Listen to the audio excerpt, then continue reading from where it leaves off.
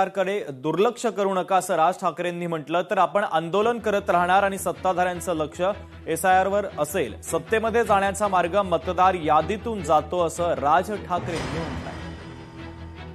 हे चक्र कसं फिरते बघा.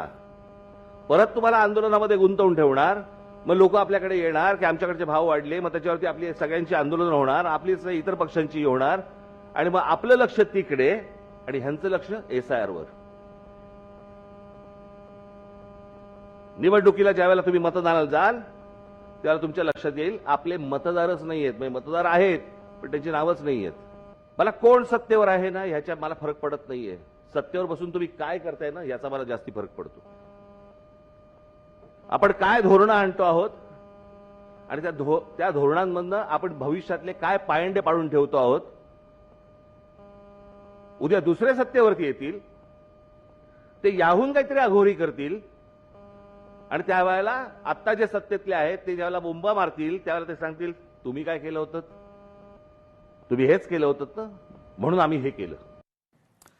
तर मनसे अध्यक्ष राज ठाकरे यांनी आता जैन समाजावर टीका केली. आम्ही हातामध्ये बांगड्या भरल्या नाही असं राज ठाकरे यांनी म्हटलं.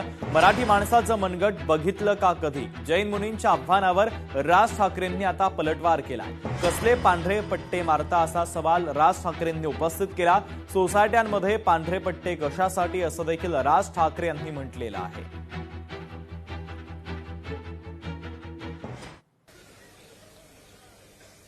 आम्ही हातात बांगड्या नाही भरल्या. मराठी माणसाचं मनगट पाहिलंय का कधी? मला त्यातले काही जण भेटायला येणार आहेत मला, त्याला मी त्यांच्याशी बोलीनच. कसले पांढरे पट्टे मारताय, कशासाठी मारताय, कुठून आलंय नवीन? अनेक मुनी यांचे रस्त्यावरती फिरत असतात, हायवेवरती फिरत असतात, सगळीकडे जात असतात. तेव्हा नाही पांढरे पट्टे लागत तुम्हाला? लोकशाही मराठी ऐका, पहा, जागरूक रहा.